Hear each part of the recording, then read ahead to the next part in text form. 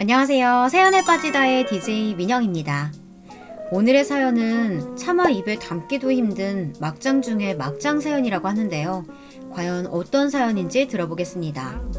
오늘도 두 가지 사연이 준비되어 있는데요. 끝까지 함께 해주실 거죠? 그럼 오늘의 사연 바로 만나볼게요.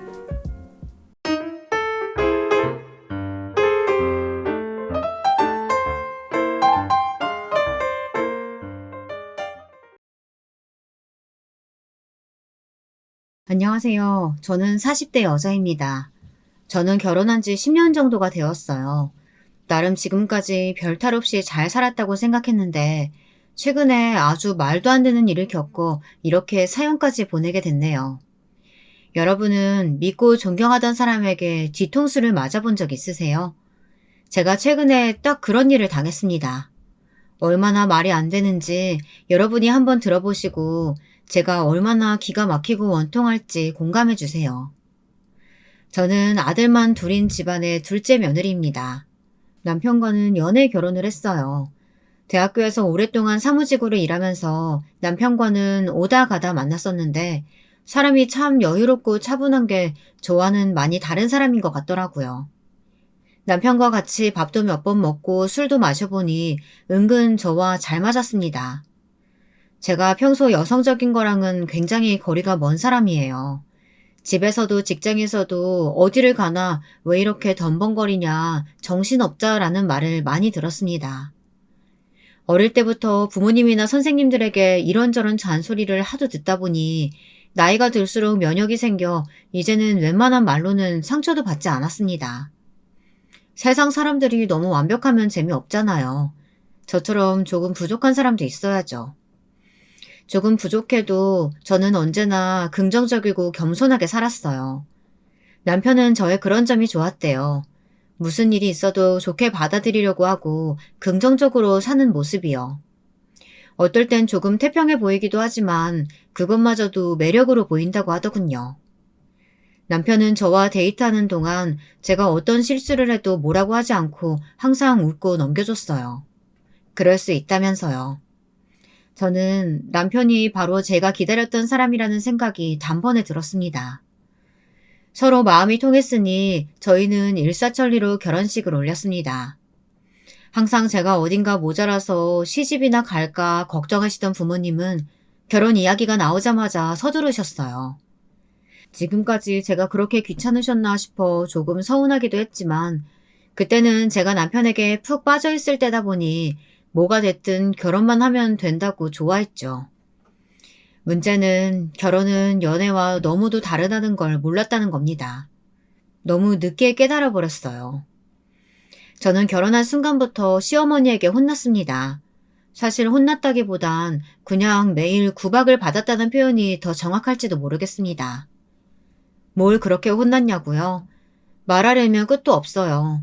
한여름에 퇴근하고 바로 시댁에 갔는데 샌들을 벗고 시댁에 들어갔더니 시댁에 오면서 예의도 없이 양말도 안 신고 왔다고 호통을 치시더라고요. 그뿐만이 아니었어요. 항상 제가 산 물건은 마음에 들어하지 않으셨습니다. 과일을 사가면 먹지도 않는 싼 거를 사왔네. 지나가다 예뻐서 옷이나 화장품을 사가면 돈을 허투루 쓴다면서 그래서 언제 돈을 모으겠냐고 하셨어요. 어머님도 참 사다 드릴 때마다 그렇게 뭐라고 하시면 저 다음부터는 정말 아무것도 안 사올 거예요. 뭐야? 네가 애초에 내 마음에 쏙 드는 걸 사면 되잖아. 저도 나름 잘하려고 한 일인데 매일같이 구박을 당하다 보면 당연히 의기소침해지죠. 하지만 일일이 말해봐야 뭐 하겠어요. 고지식한 시어머니의 시집살이일 뿐인데요. 말 그대로 며느리는 뭐래도 미우니 그냥 생트집을 잡으신 거죠. 그나마 다행인 건 시어머니가 도가 지나치게 구실 때마다 남편은 제 편을 들어줬다는 거예요. 어머니, 며느리도 남의 집 귀한 자식인데 그렇게 멋대로 구시지 좀 마세요. 제가 이 사람 보기 민망해 죽겠어요. 아이고, 장가 좀 갔다고 지 마누라 편드는 것 좀 봐. 이래서 첫째, 둘째 차이 나는 거라니까. 네 형 봐라. 내가 네 형수한테 무슨 말을 해도 나한테 한 번 혼수 둔 적이 없어. 저희 시부모님은 친정부모님보다 연세가 좀 많으세요. 남편이 바로 위로 아주버님과 나이 차이가 좀 많이 나거든요. 아주버님은 일찍 결혼해 형님과 함께 시부모님을 모시고 시댁에 같이 살고 계셨습니다. 저는 간혹 보면 세상에 저희 형님 같은 분이 어디 계실까 싶어요. 저는 잠깐 봐도 너무 힘들기만 한 시어머니와 매일 살 비비며 함께 사는 거니까요. 그때까지만 해도 저는 저희 형님을 가장 존경하고 대단한 분이라고 생각했어요. 형님은 거의 철인 같았거든요. 형님은 결혼해서 지금까지 대학병원에서 간호사로 3교대 근무를 하시면서 시부모님까지 모시고 사셨어요. 물론 그럴 수도 있죠. 그런데 저희 시댁 상황이 그렇게 평범하지만은 않았어요. 시어머니도 시어머니지만 아주버님이 아주 개차반이에요. 도대체 어쩌다 두 분이 결혼하셨는진 몰라도 형님에 비하면 아주버님은 부족해도 너무 부족했습니다. 50이 다 되도록 제대로 된 직장도 없이 사셨다면 말 다 했죠. 아주버님은 여기저기 일용직을 전전하다가 그나마도 오래 다니질 못해서 결국 시아버님이 아시는 분에게 부탁해 운전 배달 일을 하시는데 그것도 매일 술을 마시고 늦게 들어와 새벽에 일어나지 못해 펑크를 낸 게 한두 번이 아니라고 하더라고요. 그런 남편과 살면서도 형님은 일절 싫은 소리 한 번 안 하시고 싸우지도 않으세요. 거기다가 시부모님을 얼마나 살뜰하게 챙기시는지 몰라요. 시어머니의 모진 구박도 다 감수하시면서요. 그런 분이 집안에 떡하니 계시다 보니 시어머니는 저를 더 마땅치 않게 여기셨죠. 당연한 게 제가 워낙 덤벙대고 차분하지를 못하잖아요. 저와 남편은 시댁에서 걸어서 5분 거리의 빌라에 살았습니다. 시어머니는 주말마다 시댁에서 함께 식사하기를 바라셨죠. 식사는 대부분 형님이 준비하셨고요. 한 번은 형님이 주말에 근무를 하게 되셔서 제가 맡아서 상을 차리고 설거지를 해야 했습니다. 사실 어려운 일은 아니에요. 형님이 미리 다 만들어 놓은 반찬과 찌개만 올리고 식사가 끝나면 설거지만 하면 되는 거니까요. 그런데 제가 어떤 애인지 아시죠? 친정부모님도 혀를 끌끌 차실 정도로 허술한 사람이다 보니 시댁에서도 매번 실수가 끊이질 않았습니다. 그날도 설거지를 하다 컵을 바닥에 떨어뜨렸어요. 다행히 깨지지는 않았는데 시어머니께서 주방으로 후다닥 오시더니 호통을 치셨습니다. 아이고 둘째 너는 설거지를 하라고 했더니만 주방에서 목욕을 한 거니? 바닥에 물 튄 것 좀 봐라. 나이도 적지 않은 애가 어쩜 설거지도 하나 못하니? 그러게요. 저도 제가 왜 이러는지 모르겠어요. 그래서 저희 친정어머니는 아예 주방에 들어오지 못하게 하셨다니까요. 저는 시어머니가 무서워서 말을 돌려보려고 농담 삼아 한 이야기였는데 시어머니 귀에는 그렇게 들리지 않으셨나 봐요. 너 지금 나한테 귀하게 자란 외동딸 상찰이라고 하고 설거지 좀 시켰다고 면박 주는 거니? 아휴, 그렇게 하기 싫으면 하지 마. 어머니, 저는 그런 게 아니라 그냥 농담으로 한 소린데. 농담? 내가 네 친구니? 어디 감히 며느리가 시어머니랑 농담 따먹기를 해? 제가 세상을 몰라도 너무 모르는 걸까요? 저는 시어머니가 하시는 말은 다 알아듣지를 못했어요. 자꾸 감히 며느리가 너는 여자애가 어떻게 살았길래 이런 식의 이야기를 아무 때나 하시는데 저는 많이 놀랐습니다. 사실 저도 알긴 압니다. 제가 며느리로서 많이 부족한 사람이라는 걸요. 하지만 아무리 그래도 살다 이런 대접은 처음 받아봤어요. 시어머니는 제게 걸레를 던지시며 당장 바닥부터 닦으라고 소리를 지르셨죠. 둘째 너 때문에 주방에 더 있다가는 미끄러져서 골로 가게 생겼다. 아휴, 빨리 바닥에 물기부터 닦아. 그때였습니다. 마침 퇴근한 형님이 거실에 계신 시아버지에게 인사를 하면서 주방으로 들어오시는 소리가 들리더라고요. 어머 동서, 일하고 와서 밥상 차리기도 힘들었을 텐데 설거지까지 하고 있었구나. 내가 와서 도와주려고 빨리 왔는데. 큰애야, 너는 시어미는 안 보이니?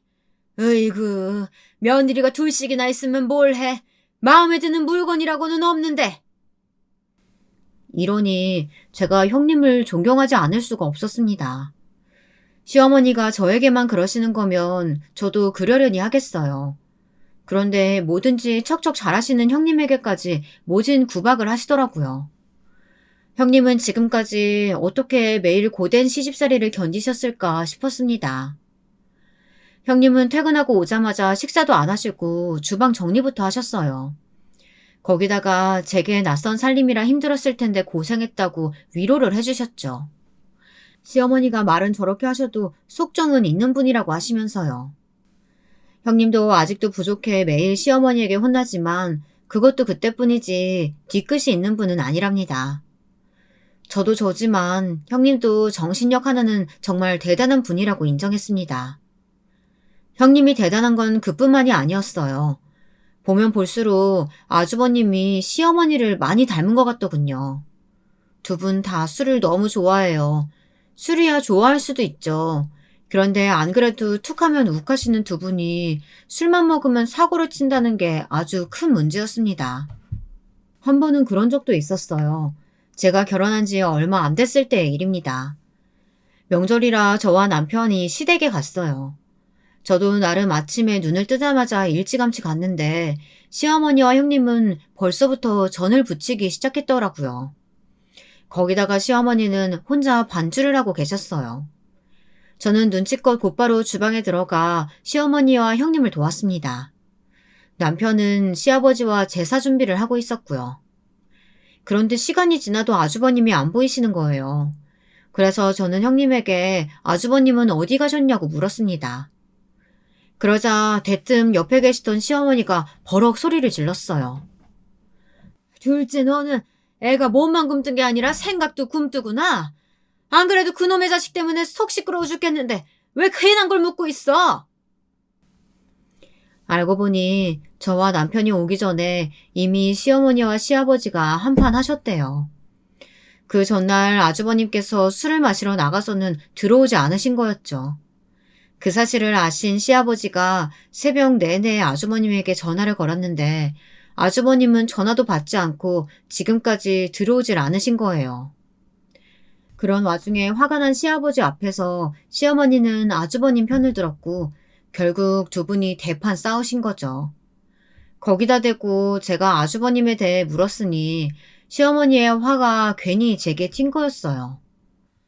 아들 새끼 그따위로 키워놓고 어디서 엄한 둘째한테 화를 내고 있어. 내가 당신 이러니까 안 된다는 거야.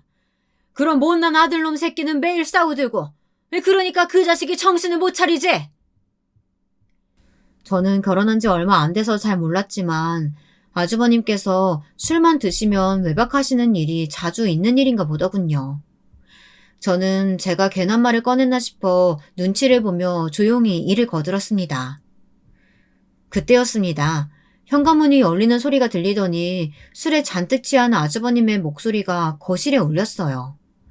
그리고는 곧바로 시끌벅적한 소리가 들리더군요. 저는 아주버님이 손님이라도 데려오신 건가 싶어 제가 제일 먼저 주방을 나섰습니다. 그런데 제 눈앞에 믿을 수 없는 광경이 펼쳐져 있었어요. 글쎄 아주버님께서 웬 여자들을 양쪽에 끼고 집에 들어왔더라고요. 어깨며 가슴이 훤히 드러나는 홀복을 입은 여자들을 데리고요. 너 이 자식! 네가 드디어 미쳤구나! 시아버지는 그 모습을 보자마자 뒷골이 당기시는지 뒷덜미를 잡으셨어요. 아버지, 명절이라고 집에서 전이나 부치고 제사 지내면 뭐해요? 오랜만에 가족끼리 다 모였으면 재밌게 놀아야죠. 야, 너희들 뭐하고 있어? 빨리 주방에 가서 술 가지고 와. 재수씨, 우리 같이 춤추고 노래도 부를까요? 아주버님은 완전 술에 취해 정신을 못 차렸어요. 몸도 제대로 못 가누면서 저에게 같이 춤을 추자며 제 앞에서 몸을 흔들더라고요. 형, 이게 뭐 하는 짓이야? 도대체 술을 얼마나 먹은 거야? 양쪽에 여자들을 낀 상태로 고주망태에 헛소리를 해대는 아주버님을 남편이 붙잡아 방으로 데려가려고 했습니다. 그런데 그때 시아버지께서 아주버님에게 달려들어 뺨을 찰싹 소리나게 갈기셨어요. 내가 어쩌다가 너 같은 자식을 장남이라고 낳았는지 모르겠다. 지금 당장 이 집에서 나가! 당신 미쳤어? 그렇다고 애를 왜 때려? 너희들 뭐하고 있니? 얼른 우리 집 장남 데리고 들어가. 시어머니는 저런 짓까지 하는 아들이 꼴의 장남이라고 싸고 돌았습니다. 남편은 곧바로 아주버님을 데리고 방에 들어갔고 아버님은 답답하다는 듯 가슴을 치셨어요. 시어머니는 거실에 서 있는 술집 여자들더러 당장 집에서 나가라고 소리치셨습니다. 가관인 건 그 여자들이 시어머니에게 돈을 요구했다는 겁니다. 여기까지 따라오면 아주버님이 돈을 주겠다고 했다네요. 저희 시어머니가 어떤 분입니까? 절대 돈을 주실 리가 없었죠. 그러자 여자들은 이런 경우가 어디 있냐면서 길길이 날뛰었습니다. 그때였어요. 아주버님이 그 난리를 피워도 내내 주방에 계시던 형님이 그제야 거실로 나왔습니다. 그러고는 아주버님이 얼마 준다고 했냐고 여자들에게 묻더니 지갑에서 돈을 꺼내주고 돌려보냈습니다. 너는 왜 저런 년들한테 돈을 줘? 돈이 썩어나니? 그럼 어떡해요. 돈 안 주면 안 나간다는데. 저 여자들하고 같이 앉아서 술이라도 먹어요? 너 남편이 집에 술집 년들 좀 데려왔다고 지금 내 앞에서 큰 소리 치는 거야? 그만 안 해? 집안 꼴 아주 잘 돌아간다. 잘 돌아가. 시아버지의 호통에 형님은 아무 일 없다는 듯 주방으로 돌아가 다시 전을 부쳤어요. 아무리 차분하고 어른스러운 형님이라도 어떻게 이런 상황에 저렇게 차분할 수가 있나 싶더군요. 형님은 오히려 제게 사과했어요.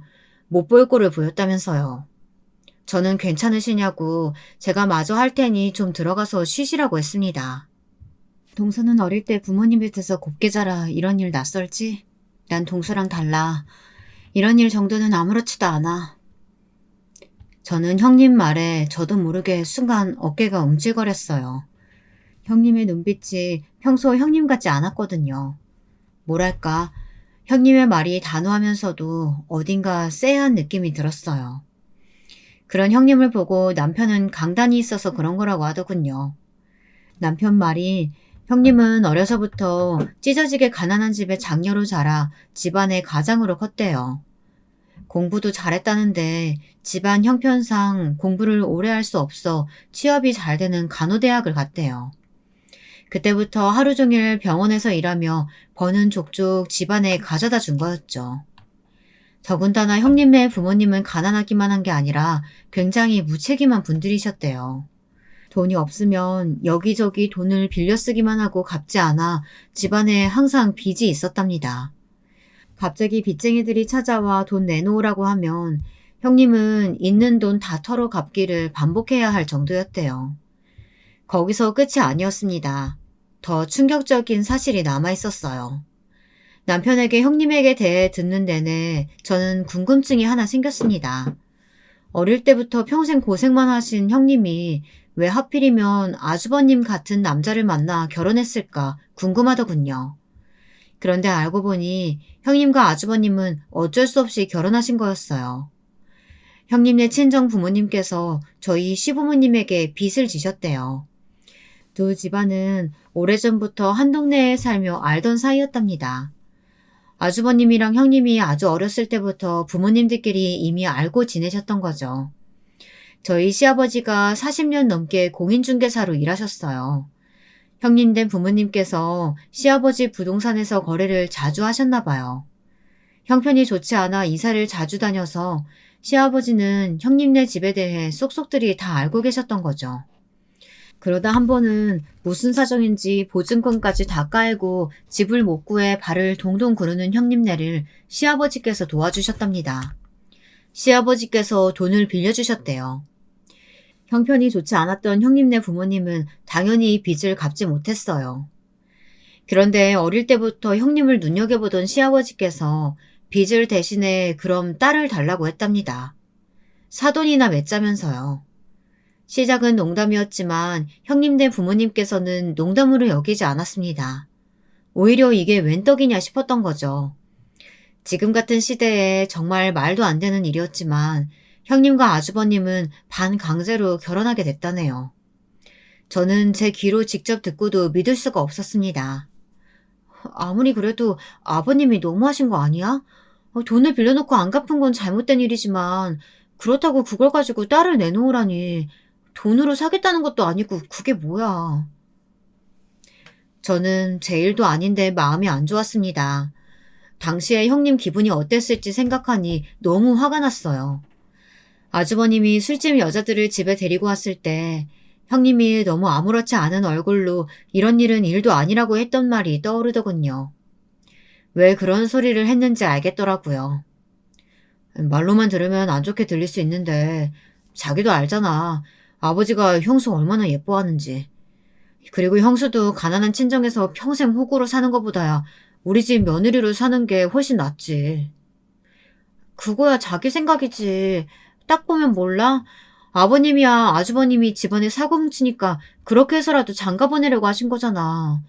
거기다 시아버지만 잘해주시면 뭘 해. 어머님 시집살이가 장난이 아닌데. 물론 남편 말이 다 틀린 건 아니라고 생각해요. 언제 끝날지 모르는 가난 속에서 일만 하는 것보다야 시댁이라는 든든한 울타리 안에 있는 게 낫기는 하죠. 하지만 아무리 그래도 개차반 같은 남편의 지독한 시어머니까지 감수하면서 사는 건 쉽지 않을 것 같았습니다. 그래도 우리 아버지가 아들들보다 형수를 더 예뻐하잖아. 저번에 형수 생일 때 아버지가 형수한테 현금으로 300만 원이나 주셨다니까? 가방 사라고. 그러니까 자기도 우리 아버지한테 잘해. 남편은 농담으로 넘겼지만 저는 형님이 걱정됐습니다. 평소에도 형님 표정이 어두워 보이는 게 항상 신경이 쓰였었는데 남편 이야기를 다 듣고 나니 이해가 됐어요. 사랑도 없이 부모님들의 성화에 못 이겨 한 결혼인데다가 남편이며 시어머니가 정상은 아니니까요. 불행한 결혼 생활이 그깟 돈으로 극복이 될까 싶기도 하다가도 한편으로는 극복이 될 수도 있겠다는 생각이 들었어요. 사실 저희 시아버지께서 재산이 많긴 많거든요. 현재 형님네와 함께 사는 5층짜리 건물도 시아버지 건물인데다가 이 동네에만 알게 모르게 시아버지 건물이 몇 개 있다고 들었어요. 평생 부동산을 해오신 분이기 때문에 땅이나 건물에도 투자를 많이 하셨거든요. 저는 진심으로 궁금해서 간혹 남편에게 물었어요. 시아버지가 가진 재산이 어느 정도 되냐고요. 그런데 남편도 전혀 모른답니다. 시아버지가 얼마나 철저하게 숨기시는지 자식은커녕 시어머니에게조차 다 이야기하지 않으셨대요. 관리도 본인이 다 하시고 시어머니에게는 달마다 생활비만 주신답니다. 저도 결혼 생활 몇 년 해보니 시댁의 분위기를 얼추 알게 됐습니다. 제 생각이 맞았어요. 시아버지는 형님이 얌전하고 참해서 예뻐하시는 것도 맞았지만 친정이 가난하다는 게 가장 마음에 드셨던 것 같아요. 제가 그걸 어떻게 알았냐고요? 시어머니가 저도 많이 괴롭히셨지만 형님에게는 좀 심하다 싶을 정도로 하실 때가 있었어요. 너희 친정은 도대체 언제까지 그러고 산다니? 이번에는 아예 월세도 안 보냈더라? 어머니가 바쁘셔서 깜빡하셨나 봐요. 제가 지금 바로 먼저 보내드릴게요. 간호사 월급 얼마나 된다고 네 부모 월세까지 내주니? 너 우리 같은 시댁도 없다? 세상에 사돈네한테 월세집까지 내주는 시댁이 어딨어. 우리가 보살이지 보살. 알고 보니 형님네 부모님께서 시아버지가 가지고 계신 빌라에 월세로 살고 있더라고요. 그만해. 그깟 돈 몇 푼 가지고 그런 소리 하고 있어. 그네, 너 신경 쓸 거 없다. 이래서 내가 월세 내지 말고 그냥 살라고 한 건데. 괜한 자존심은. 그네, 네가 부모님께 말씀드려라. 다음 달부터는 월세 보내지 말라고. 저도 있는 자리에서 저런 소리까지 꼭 하셔야 하나라는 생각이 들 정도로 저는 민망했습니다. 거기다가 시아버지는 한술 더 뜨시더군요. 이놈은 또 술 먹고 아직도 안 들어온 거야? 큰애 너는 다른 거 신경 쓰지 말고 남편 단속이나 좀 하라니까. 그게 그렇게 힘드냐? 시아버지는 친정 부모님 돈 이야기를 하고서는 곧바로 아주버님을 좀 챙기라고 하시더군요. 시어머니도 시어머니였지만 시아버지도 참 대단하신 분이라는 생각이 들었습니다. 이래서 형님이랑 아주버님을 결혼시킨 거예요. 못난 아들 옆에서 챙길 시녀가 필요했던 거죠. 저는 여러모로 형님이 안쓰러웠습니다. 어머님 아버님 말씀도 안 듣는 사람이 제가 말한다고 듣겠어요? 그냥 그 사람이 원하는 대로 건물 하나 해주시면 아버님 말씀 잘 들을걸요? 그날은 형님도 기분이 상하셨는지 평소와 다르게 할 말을 다 하시더라고요. 저는 속으로 은근 형님을 응원했습니다. 와, 얘 말하는 것 좀 봐. 내가 너 우리 집에 한몫 단단히 잡으려고 시집 온 걸 줄이야 진작 알았지만 진짜 영악하구나. 그게 무슨 말씀이세요? 우리 아들 핑계대면서 네가 한몫 챙기려는 거겠지. 첫째 너 우리 집에 시집 오는 조건으로 너희 집 빚 다 탕감해준 거 잊었니? 설마 그거로도 만족이 안 돼? 어머님, 말씀이 너무 심하시네요. 제가 진 빚도 아닌데 자꾸 그거 가지고 약점이라도 잡은 것처럼 구시는데 저 너무 힘들어요. 그리고 지금까지 제가 일하면서 어머니 아들 먹여 살린 거 생각 안 하세요? 그 사람 저 아니었으면 지금까지 손가락 빨았을 거라고요. 웃기고 있네. 우리가 너희 부모 같은 줄 아니? 우리 아들 손가락 왜 빨게 해? 그리고 네가 받은 월급 친정에 퍼다 주는 거 내가 모를까 봐? 시어머니 특기가 원래 확인도 되지 않은 말을 가지고 꼬투리를 잡는 거였어요. 저는 아무래도 이대로 있으면 안 될 것 같아 시어머니에게 고정하시라고 말렸습니다. 그런데 그때 형님께서 시어머니를 차가운 눈으로 확 쏘아보더니 집을 나가버리시더라고요. 그런 형님의 태도에 시어머니는 화를 내셨지만 저는 이해가 됐습니다. 오히려 지금까지 이런 모욕을 참고 사셨다는 게 대단하기만 했습니다. 그날 일이 있고 저는 걱정이 돼서 몇 번 시댁을 갔었는데요. 다행히도 전과 특별히 달라진 건 없어 보였어요. 오히려 전보다 형님과 시아버지 사이가 더 좋아 보이더라고요. 제가 갔을 때 시아버지가 식사도 안 하시고 입맛이 없다며 방에 들어가 버리셨어요. 그러자 형님이 자리에서 일어나 과일과 떡을 데워 따로 시아버지에게 가져다 드리더라고요. 저는 역시 형님이다 싶었습니다. 그런데 얼마 뒤 믿기지 않는 일이 벌어졌습니다. 갑자기 시어머니가 사라지셨어요. 아니, 집을 나가셨습니다. 믿기지 않았지만 시아버지 말씀이 시어머니께서 상간남이 있었대요. 그래서 얼마 전 갔을 때 시아버지는 식사도 못하실 정도로 컨디션이 좋지 않았던 거예요. 시어머니의 불륜 사실을 가장 먼저 한 건 형님이었습니다. 형님이 시어머니 핸드폰에서 이상한 걸 발견했답니다. 핸드폰에 저장되지 않은 모르는 번호와 여러 번 전화통화를 하고 주고받은 메시지까지 있었대요. 아무래도 메시지 내용이 이상했던 형님은 시어머니를 미행했답니다. 그런데 시어머니께서 불륜을 저지르고 있었던 게 맞대요. 그 남자와 서로 손도 잡고 스킨십도 하는 모습까지 똑똑히 봤답니다. 그 일에 대해 형님이 시어머니를 추궁했더니 시어머니께서 집을 나가버렸대요. 저는 믿기지 않았습니다.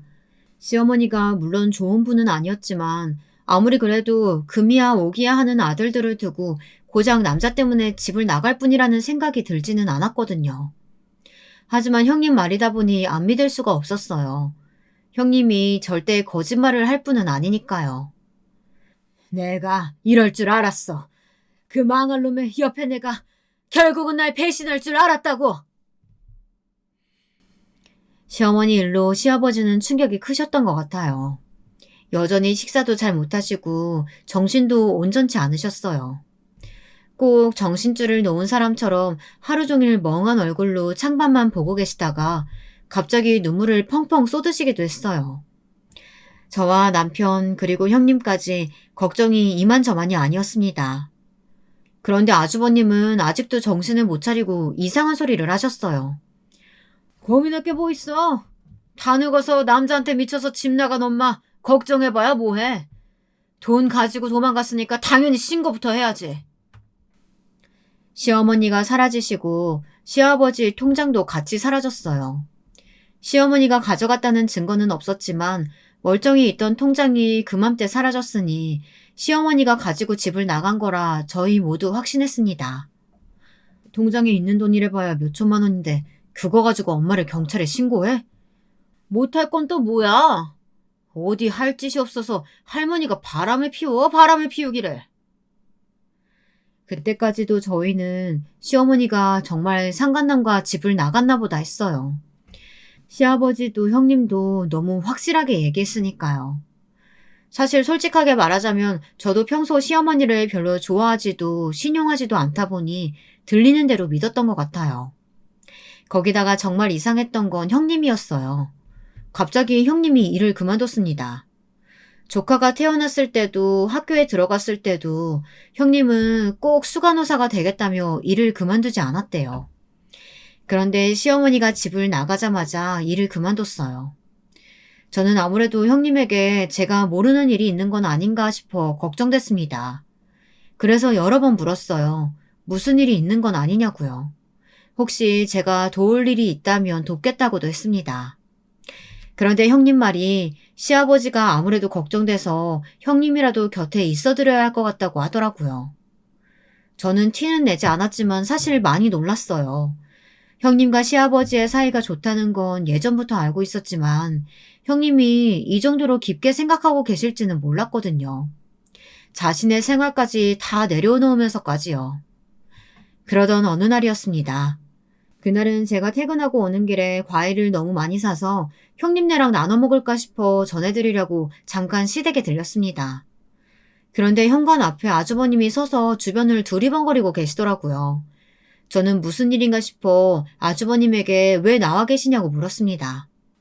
재수씨, 혹시 오는 길에 와이프랑 아버지 못 봤어요? 분명 금방 나간 것 같은데. 어디로 사라졌는지를 모르겠네. 아주버님은 뜬금없이 형님과 시아버지를 찾으셨습니다. 제가 오는 길에 보지 못했다고 하자 아주버님께선 갑자기 땅바닥을 발로 쿵 차며 소리를 지르더라고요. 아이, 미치겠네. 도대체 매일 밤 둘이 어디 가는 거야? 아주버님 말에 놀라 저는 그게 무슨 말이냐고 물었습니다. 그러자 돌아오는 아주버님의 말이 아주 기가 찼습니다. 글쎄 형님께서 일을 그만두시고 난 이후 집안에 이상한 일이 한두 가지가 아니랍니다. 분명한 건 형님이 시아버지랑 자꾸만 어디론가 사라진대요. 처음엔 저녁에 함께 산책 다녀온다며 하루 이틀 나가더니 요즘은 밤낮 할 것 없이 수시로 둘이 나가 한참이 지나서야 온답니다. 시아버지는 집에 들어오자마자 피곤하다며 방에 들어가 주무셨고 형님은 아주버님이 어딜 갔다 왔냐고 물어도 별 대답이 없었대요. 그냥 시아버지께서 자꾸 소화가 안 된다고 하셔서 산책을 다녀왔다고만 한대요. 저는 형님이 뭐하러 거짓말을 하시겠냐고 했어요. 그럴 이유가 뭐가 있냐고요. 그러자 아주버님은 그냥 넘어갈 일이 아니랍니다. 분명 두 사람 사이에 우리가 모르는 비밀이 있다고요. 거기다가 시아버님이 요즘 너무 이상해지셨대요. 매일 방에만 계시면서 나오지도 않고 가끔 보면 한 얘기 또 하고 또 하고를 반복하신답니다. 저는 아주버님이 이상한 소리 하시는 거라고 생각했어요. 만약 정말로 시아버님에게 무슨 일이 있는 거라면 형님이 제게 말하지 않았을 리가 없으니까요. 아주버님 또 술 드셨어요? 형님이 매일 아버님 모시고 산책 다녀오시면 고맙다고 해야죠. 의심하시면 돼요. 저는 아주버님이 또 술에 취해 술주정하는구나 싶었습니다. 도대체 형님 같은 며느리가 어디 있다고 복에 겨운 줄도 모르고 저러나 싶어서요. 내 얘기가 믿기지 않으면 제수씨가 내일부터 집에 와서 한번 확인해봐요. 매일 밤에 둘이 사라진다니까요. 아주버님이 자신을 믿어달라며 저렇게까지 흥분한 모습은 저도 처음이라 신경이 쓰이긴 했습니다. 저는 집에 돌아가 남편과 상의했어요. 그런데 역시나 남편도 아주버님을 믿지 못했습니다. 안 그래도 요즘 아버지 상태 안 좋아서 형수가 혼자 아버지 돌보느라 고생하는데 형은 왜 아직도 정신을 못 차리는 거야? 그럴 시간에 형수나 좀 도와주지.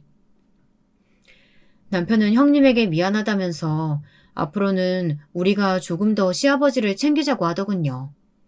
정작 자신도 아들인데 형님만 너무 믿고 있었다고요. 듣고 보니 남편 말이 맞았어요.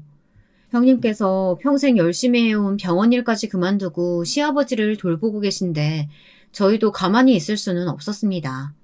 첫째고 둘째고 다 같은 자식이고 며느리인데 저도 시아버지를 좀 챙겨드려야겠다 싶었습니다. 저는 퇴근길마다 시댁에 자주 들렸어요. 없는 솜씨지만 반찬도 해서 가져다 드리고 시아버지가 좋아하시는 과일이란 간식도 사서 자주 들렸습니다. 그런데 아주버님 말이 맞았어요. 그 늦은 시간에 정말 형님과 시아버지는 집에 안 계셨습니다. 하루 이틀은 저도 잠깐 산책하셨나 보다 했는데 일주일이 넘어가니 이상하긴 하더군요. 저는 남편에게 이야기했습니다. 아주버님에 이어 저까지 같은 이야기를 하니 남편도 이상하다 싶었는지 내일은 함께 가보자고 하더군요. 저희는 다음 날 바로 비슷한 시간에 시댁에 갔습니다. 역시나 집안 불이 다 꺼져 있었어요. 남편과 저는 이상해서 곧바로 아주버님과 형님에게 전화를 걸었어요. 그런데 아무도 전화를 안 받더군요. 남편과 저는 그대로 집을 나왔습니다. 그때였습니다. 계단 아래쪽에서 익숙한 목소리가 들렸어요. 뭔가 아이처럼 웅얼거리는 소리 같긴 했지만 분명 시아버지의 목소리였습니다. 저와 남편은 놀라 소리가 나는 쪽으로 따라 내려갔어요. 그런데 누군가 지하실 쪽으로 내려가는 인기척이 났습니다. 아무래도 아버지랑 형수가 지하실에 있는 것 같은데? 지하실? 형님이 아버님이랑 둘이 지하실에 왜 가겠어? 거기서 뭐 할 게 있다고. 저와 남편은 뭔가 불길했습니다. 아주버님 말대로 시아버지와 형님 사이에 뭔가 있다는 느낌이 들었거든요. 저희 두 사람은 세차게 뛰어대는 심장을 부여잡으며 지하실로 향했습니다. 지하실 한편에 작은 창고가 있었는데 그 안에 누가 있는지 살짝 불이 켜진 게 보이더라고요. 저와 남편은 창고로 다가갔습니다. 조심스레 문을 열고 안을 확인했더니 불만 켜져 있고 창고 안에는 아무도 없더군요. 분명 이상했습니다. 시아버지가 지하로 내려가는 걸 분명 봤는데 도대체 어디로 사라졌는지 감쪽같이 안 보이더라고요. 그 순간 이상한 점 하나가 눈에 띄었습니다. 창고 벽에 커다란 책장이 하나 있었어요. 이것저것 낡은 공구들이 아무렇게나 어질러져 있는데 그 옆으로 작은 틈이 보이더라고요. 저는 혹시나 하는 마음에 그 틈에 손을 넣어 당겼습니다. 어머, 이게 뭐야? 저는 직접 제 눈으로 보고도 믿을 수가 없었습니다. 글쎄 책장이 문처럼 열리더라고요. 그리고 그 뒤에 펼쳐진 광경은 정말 경악 그 자체였습니다. 창고 안 비밀의 벽 뒤에는 말도 안 되게 커다란 금고가 있었어요. 그 안에 있는 건 금고뿐이 아니었습니다. 저희가 애타게 찾던 시아버지와 형님이 바로 거기에 있었어요. 저와 남편도 당연히 놀랐지만 저희 두 사람의 등장에 가장 놀란 건 다름 아닌 형님 같았습니다. 동서, 여길 어떻게 찾았어?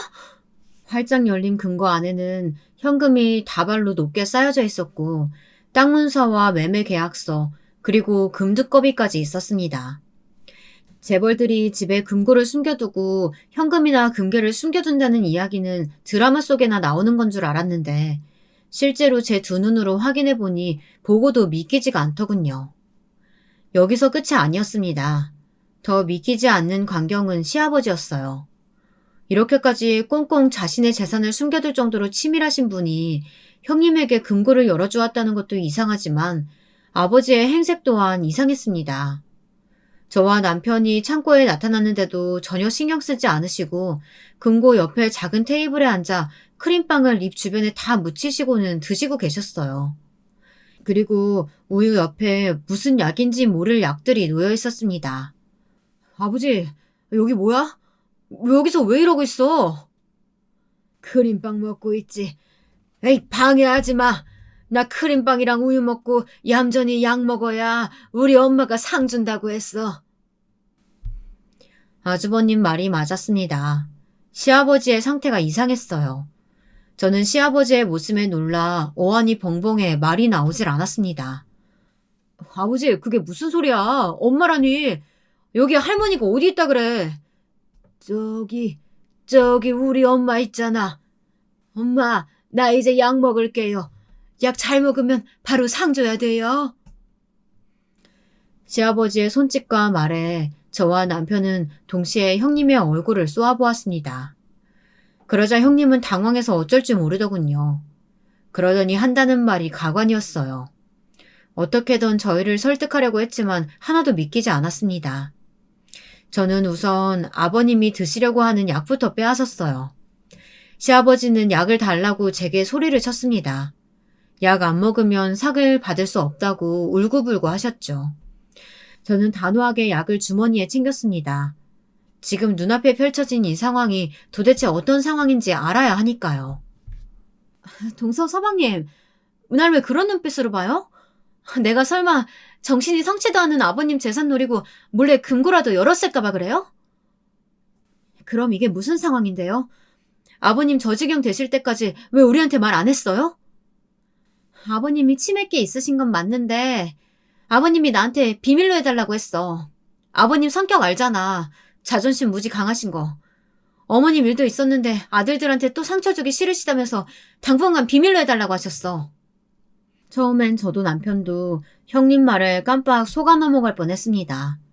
그럴 만한 게 평소 형님이 시부모님께 워낙 잘했어야 말이죠. 그런데 다음날 바로 모든 진실은 밝혀졌습니다. 형님이 시아버지에게 밤마다 먹인 약에 대해 알게 되자 모든 비밀의 실타래가 풀렸어요. 그 약봉지에 적혀있던 약국 번호로 전화를 했는데 글쎄 그게 약국 전화번호가 아니더라고요. 집에서 멀지 않은 곳에 위치한 정신병원이었습니다. 저와 남편은 곧바로 그 병원으로 찾아갔어요. 그리고 병원 관계자에게 상황을 설명했죠. 치매 증상이 있으신 시아버지께서 여기서 지어주신 이 약을 먹고 계셨다고요. 그러자 그 정신병원에 근무하는 약사가 너무 놀라더군요. 절대 그럴 리가 없는데 어떻게 그런 일이 일어날 수 있냐고요. 그리고 지금 당장 못 드시게 하시고 바로 병원부터 가서 담당의에게 이야기하라고 했습니다.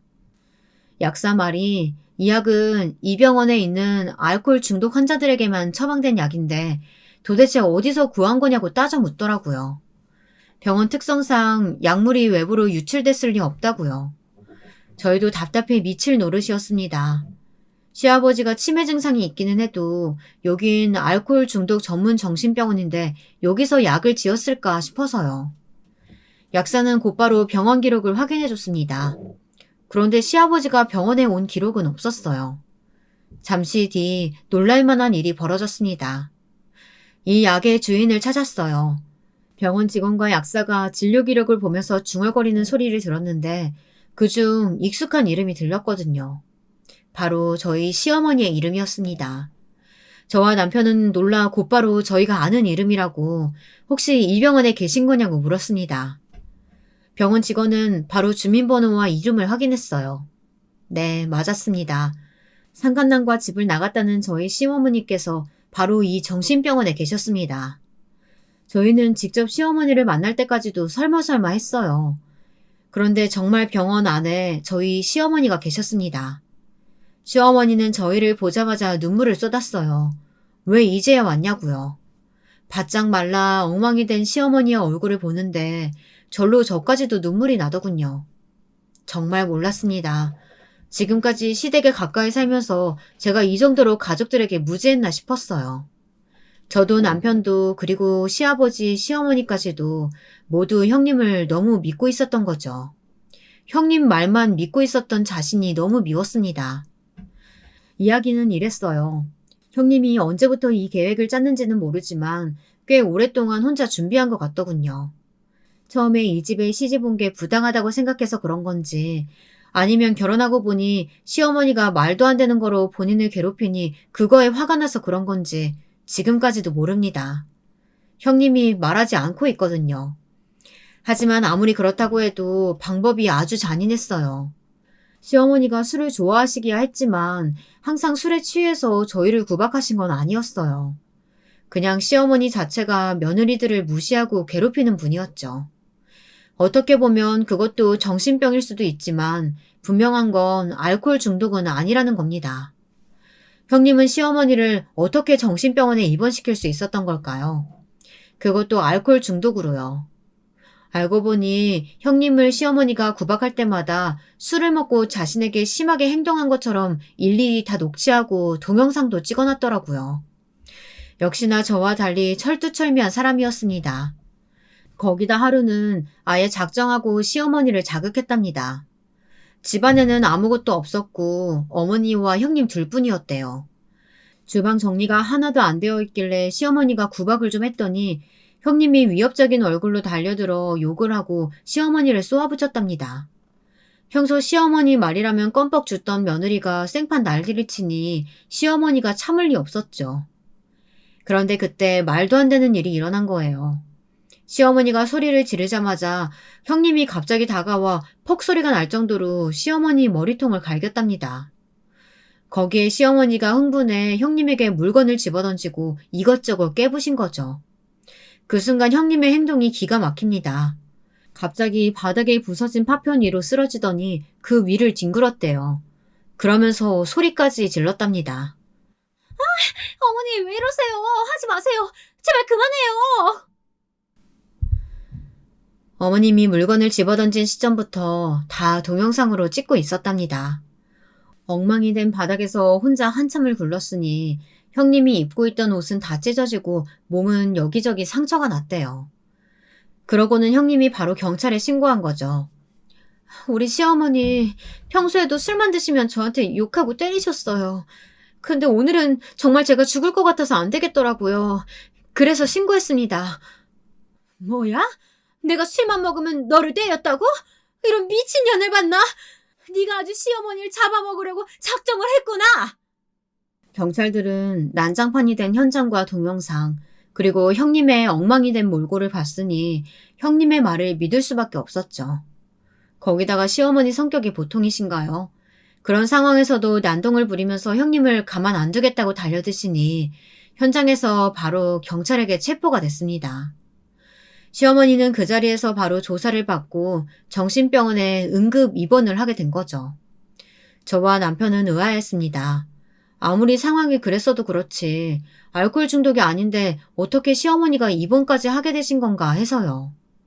그런데 더 기가 막혔던 건 조사와 검사가 다 끝나고 나서 형님이 시아버지를 모시고 와 직접 정신병원 입원 서류에 동의서를 제출했다는 겁니다. 시아버지도 시어머니와 알코올 중독 증상 때문에 힘들었다고 진술까지 했다네요. 아무리 형수가 그렇게 했어도 어떻게든 나한테 연락을 했었어야지. 저도 저였지만 남편은 충격이 컸어요. 지금까지 이런 정신 나간 여자를 믿고 부모에게 안일했었다는 게 후회가 된다면서 시어머니를 안고 주저앉아 한참을 울었습니다. 네 형수가 보통 년인 줄 알아? 네 아버지 먹는다는 그 약, 그거 내가 준 거야. 네 형수가 나한테 일주일마다 한 번씩 면회 올 테니까 미리 약 하나씩 빼돌려 놓으라고 했어. 그거 자기한테 달라고. 자기가 시키는 대로 해야 여기서 빼준다고. 세상에 이런 반전이 있을 수 있을까요? 저는 그런 여자를 지금까지 대단하다고 존경했습니다. 저는 이야기를 들으면 들을수록 믿기지 않아 입이 다물어지지 않더군요. 저와 남편은 곧바로 시어머니를 모시고 병원에서 나왔습니다. 그리고 경찰서부터 가서 사건 접수를 했어요. 아무래도 저희끼리 해결하기엔 보통 일이 아닌 것 같아서요. 그날 이후로 어떻게 됐냐고요? 매일매일 새로운 진실이 펑펑 터졌습니다. 형님은 결국 구속됐어요. 현재 구치소에 있습니다. 여러 죄목이 있었지만 가장 중요한 건 살인 미수죄였어요. 저희가 그제라도 형님의 진실을 알지 못했다면 형님은 시아버지에게 약을 먹인 것도 모자라 아주버님까지 정신병원에 넣을 준비를 하고 있었더라고요. 시어머니 이후 바로 똑같은 방법을 쓸 수는 없으니 혼자 자신의 핸드폰으로 정신병원에 넣을 수 있는 방법을 수시로 검색해본 기록을 찾았습니다.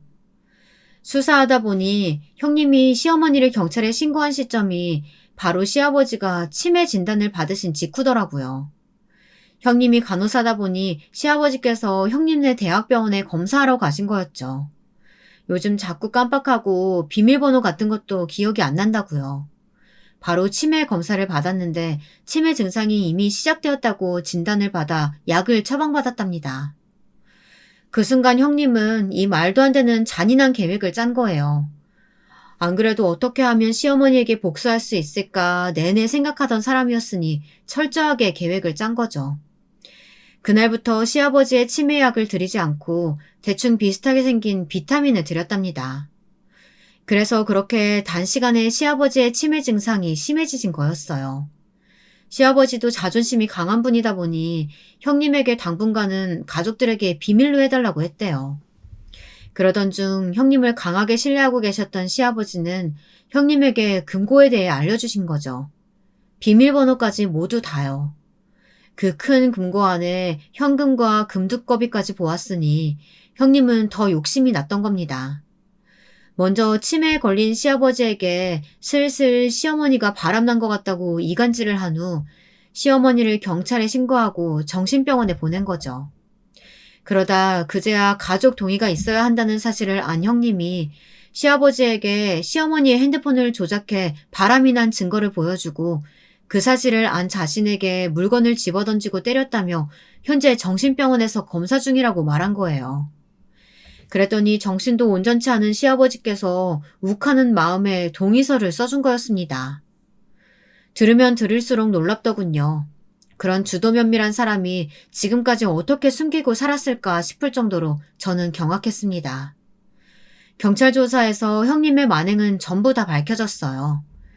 시어머니에게 빼돌린 약을 시아버지에게 일부러 먹였다는 정황이 확인되어 살인 미수로 고소를 당한 상태예요. 치매 환자에게 정신과 약을 먹이면 부작용으로 공격적인 증상이 더 강해지기도 하지만 심하면 신체적 손상까지 올 수 있다네요. 그 사실을 간호사인 형님이 몰랐을 리 없잖아요. 고소는 아직 진행 중입니다. 변호사 말이 형은 확정일 것 같다고 하더군요. 그거야 당연한 일이지만 저희에게는 씻을 수 없는 상처가 남았으니 이 상처들을 어떻게 회복해야 할지 모르겠네요. 물론 시부모님도 아주버님도 형님에게 너무한 부분들이 있습니다. 어쩌면 저와 남편도 가족들에게 너무 소홀했는지도 모르고요. 하지만 그 죗값이 너무도 가혹했습니다. 시어머니는 그때의 충격으로 쇠약해지셔서 아예 집 밖으로 나가지 못하세요. 누구도 믿지 못하겠다면서요. 시아버지는 요양원에 계십니다. 손 쓸 수 없을 정도로 치매가 심해지셔서 집안에서 생활하는 게 불가능할 정도로 공격성이 강하시거든요. 평생을 모아둔 재산을 어디다가 숨겼는지도 기억 못하실 정도로 상태가 좋지 않습니다. 거기다가 시어머니께서 바람을 피웠다고 이미 확신하고 계셔서 그에 대한 분노가 가장 컸습니다. 시어머니만 보면 물건을 던지고 화를 내셔서 도저히 두 분이 한 집에서 사실 수가 없는 지경이었죠. 그래도 아주버님께서 이 일로 많은 생각을 하셨는지 시어머니를 돌보면서 같이 살고 계세요. 어쩌다 이런 일이 생겼는지 모르겠습니다. 가장 가깝다면 가까운 사람들끼리 서로에게 상처 주고 상처받다 결국 이런 사달이 나버렸죠. 저와 남편은 지난날 저희가 놓치고 있었던 부분을 반성하며 노력하고 있습니다. 시아버지에게 자주 찾아가고 있고 시어머니와 아주버님과도 자주 시간을 보내려고 노력하고 있습니다.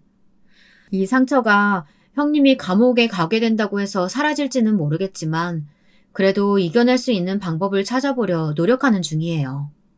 여러분도 우리 가족 많이 응원해주세요. 지금까지 기나긴 저의 이야기 들어주셔서 감사합니다.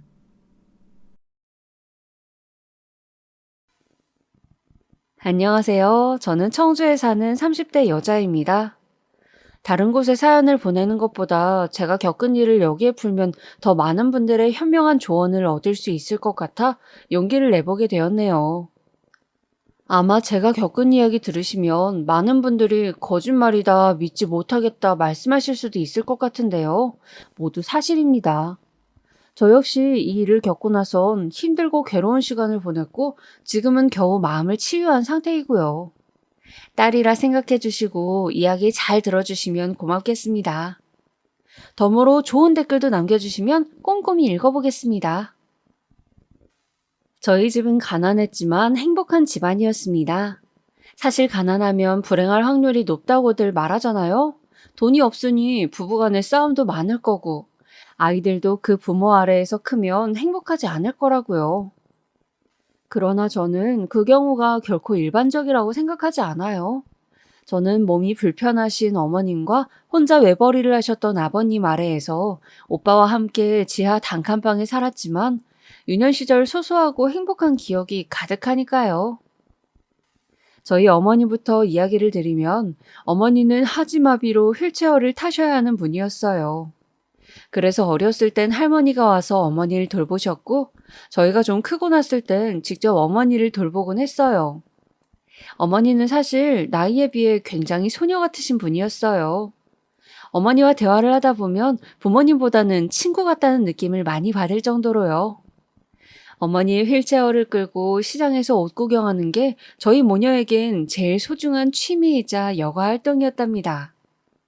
아버지는 택시 운전수이셨는데 택시 운전을 하시고 돌아오시면 그 힘든 와중에도 저희 먹으라고 간식거리를 하나씩 사들고 오셨어요.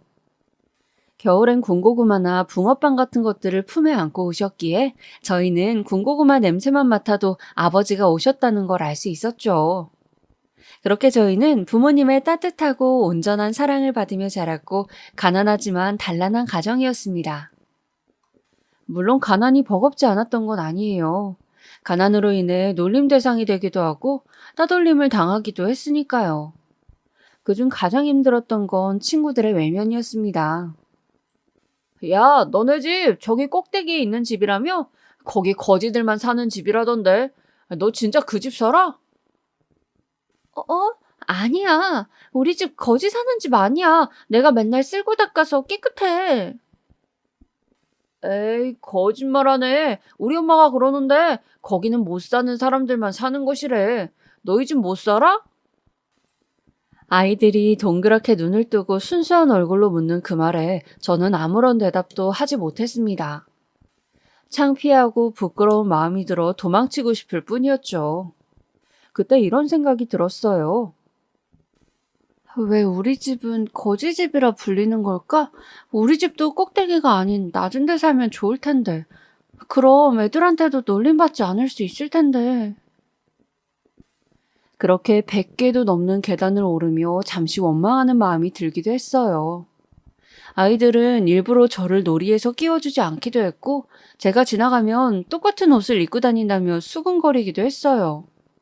차라리 다 못 살면 그나마 나았을 텐데, 그 반에선 저만 못 사는 집 아이였으니 무리해서 따돌리기 딱 좋았을 거예요. 그래서 저는 아주 어렸을 땐 학교라는 공간을 좋아하지 않았어요. 학교에 가는 것이 무서웠고 하나도 즐겁지가 않았어요. 오늘은 안 좋은 일이 일어날까봐 때론 두렵기도 했었죠. 저희 오빠 역시 저와 사정이 다르지 않았는데요. 오빠가 만약 축구를 했다면 같이 뛰어놀면서 친구를 만들 수도 있었을 텐데, 원체 뛰어노는 걸 별로 좋아하지 않는 성격이라 저처럼 친구 사귀기도 힘들어 했어요. 그래서 학교만 갔다 오면 저나 오빠나 표정이 늘 시무룩해 있었죠. 그래도 집에 있다 보면 어머니와 아버지, 할머니의 사랑으로 다시 마음이 보듬어지곤 했어요. 아유, 우리 지혜. 할미가 지혜 좋아하는 전 부쳤으니 먹어봐라. 아, 해봐. 아이, 뜨거워. 뜨거워? 호호 불어줄게. 잘 먹어봐. 옳지. 아이고, 내 새끼 잘 먹네. 할머니, 이거 할머니가 만든 거예요? 맛있다. 아, 맛있어? 아, 다행이네. 할미가 또 만들어줄게. 허리가 아프신데에도 불구하고 할머니는 저희 남매 먹이겠다고 늘 뭔가를 부엌에서 만들곤 했어요.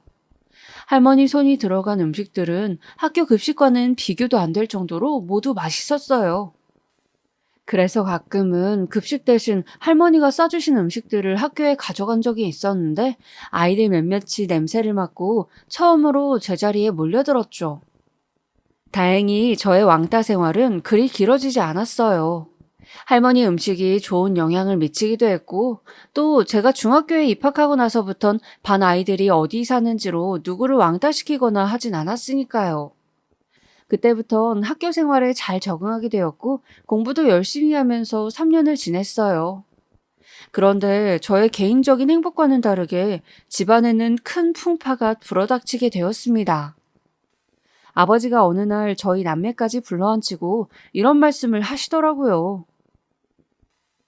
아무래도 택시 운전수 월급으로는 자식 2명 대학 보내고 시집 장가 보내기 힘들어요. 근데 어제 만난 친구놈이 자기도 치킨 가게를 내서 성공했다고 나한테도 장사를 해보면 어떻겠냐 하더라고요. 그래서 곰곰이 생각해봤는데 가게가 차라리 안정적이고 돈도 잘 벌지 않을까 싶은데 어떨까요? 없는 살림에 대출까지 내가면서 장사를요?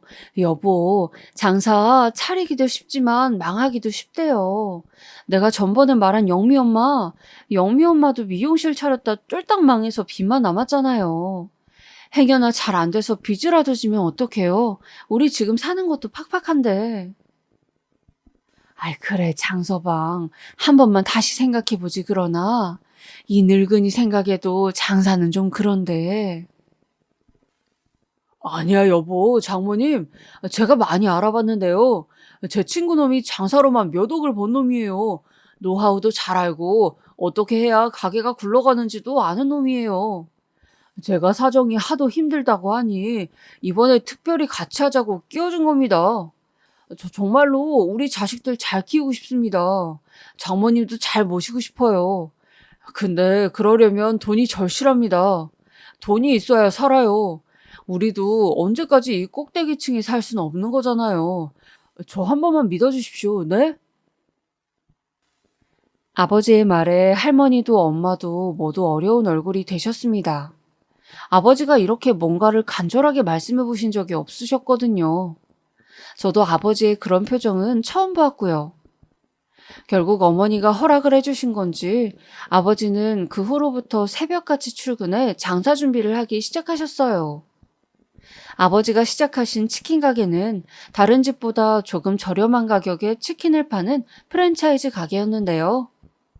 처음에는 아버지가 가게를 하신다니 신이 나기도 하고 어린 나이에 설레기도 하여 친구들을 데리고 자주 놀러 갔습니다. 사람 쓰는 비용이 부담되실 것 같아 가게 일도 도와드렸고요. 아버지도 저희가 올 때마다 환한 얼굴로 반겨주셨죠. 아유, 우리 지혜 또 왔어? 잘 왔어. 지혜 친구들도 왔네. 아저씨가 치킨 한 마리 튀겨줄 테니까 저기 시원한 데 앉아라. 네, 고맙습니다, 아저씨. 잘 먹을게요. 근데 그렇게 반겨주셨던 아빠의 얼굴이 어느샌가부터 안 좋아지기 시작하더라고요. 그때가 가게를 시작한 지 반년 정도 됐을 무렵이에요. 첫 세 달까지는 가게에 손님도 많고 특히 저녁 장사가 잘 되어서 할머니까지 출동하셨을 정도로 북적거렸는데 이제는 텅텅 빈 구석에 선풍기만 맥 빠지게 돌아가고 있더라고요. 저나 오빠나 그때부턴 심각해졌습니다. 아버지가 이 가게에 얼마나 정성을 들이셨는지 열정적이셨는지 알고 있었기 때문이죠. 특히나 가족의 반대를 물리치고 대출까지 껴서 차린 가게였으니 그 자괴감과 죄스러움이 얼마나 크실지 상상이 갔습니다. 아버지는 더 큰 빚을 지지 않기 위해 결국 가게를 폐업하셨지만 차마 가족 앞에서 고개를 들지 못하셨습니다. 미안하다. 내가 죄인이다. 내가 미안해. 아버지는 그 말씀을 하시며 어머니 앞에서 엉엉 우셨고 할머니는 그런 아버지를 말없이 토닥이셨을 뿐이었죠. 저도 그날이 기억이 납니다. 몰래 이불을 뒤집어 쓰고 아버지의 울음을 따라 함께 울었거든요. 마음으론 힘내라고 말씀드리고 싶었는데 그마저도 아버지께 짐이 될까봐 말하지 못하고 그저 속이 상해 눈물만 토해냈습니다. 다행히 아버지는 어떻게든 빚을 갚고 다시 시작해야겠다고 생각하셨는지 금방 기운을 차리셨어요.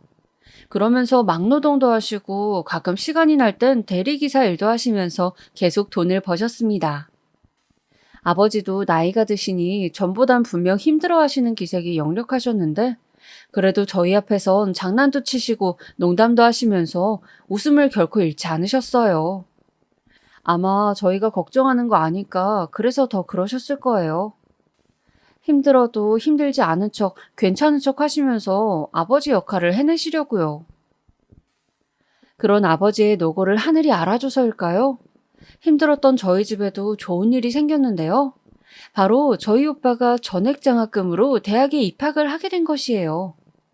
사실 오빠는 대학 갈 형편이 안 된다는 걸 알고 진즉에 학자금 대출을 생각하고 있었는데 다행히 장학금이 허락되는 곳에 합격을 하는 바람에 더 이상 돈 걱정을 하지 않아도 되었죠. 어려서부터 오빠가 곧잘 공부를 하긴 했지만 이 정도일 줄은 몰랐는데 뜻밖의 행운에 가족 모두 놀라서 오랜만에 옥상에서 삼겹살을 구워 먹으며 오빠의 합격을 축하해 주었습니다. 허나 오빠는 걱정이 많아 보였어요.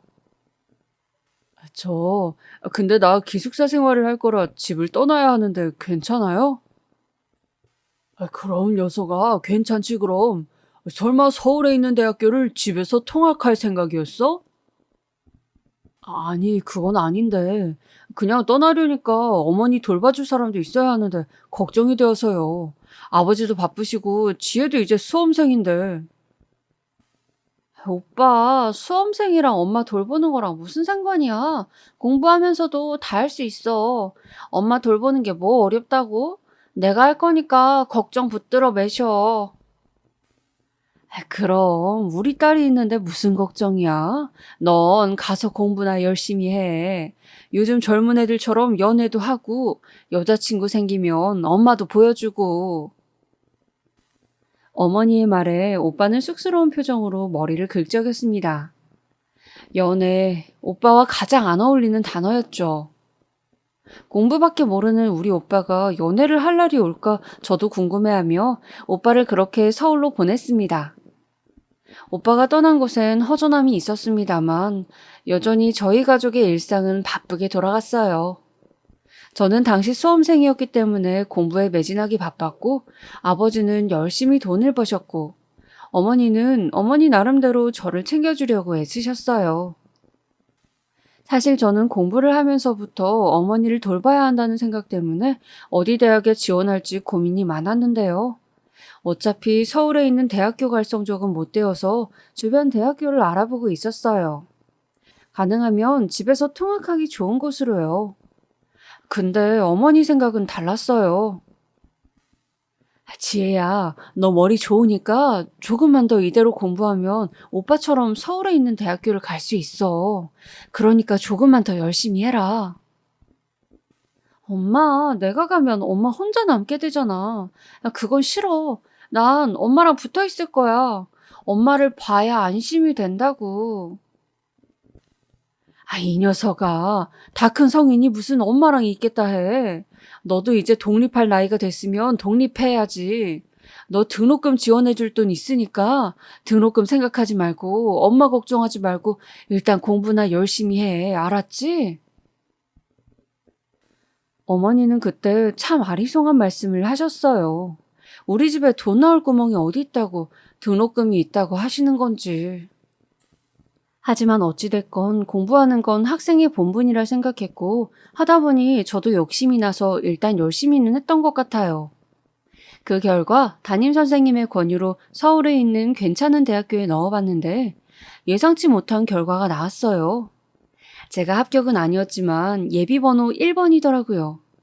그러니까 합격자 중에 누군가 입학을 하지 않으면 제가 그 대상자가 되는 거였습니다. 당시 예비번호 1번이면 가능성이 아주 높았기 때문에 담임 선생님은 무척 기뻐하셨어요. 근데 저는 전혀 기쁘지가 않았어요. 엄마 얼굴이 먼저 어른거렸죠. 합격한다 쳐도 등록금을 내야 하는데 짐이 될까봐 돈 걱정이 더 앞섰고요. 결국 이 소식을 부모님에게 알릴지 말지 하다가 알리지 않았는데 어머니가 먼저 담임 선생님을 통해 알게 되셨더라고요. 지혜야, 너 왜 말을 안 했어? 담임 선생님 말 들어보니 합격 전화가 올 수도 있다고 하던데. 아유, 장하다, 내 딸. 엄마, 나 그냥 대학 안 갈 거야. 뭐? 아니, 그게 무슨 말이야? 대학을 안 간다니? 안 가도 돼. 나 대학 안 가고 바로 취업해서 돈 벌고 싶어. 거기다 얹혀진 저의 폭탄 발언에 어머니는 더욱 놀라셨죠. 사실 대학이 아닌 바로 취업해야겠다는 생각은 그날 처음 한 것이 아니었어요.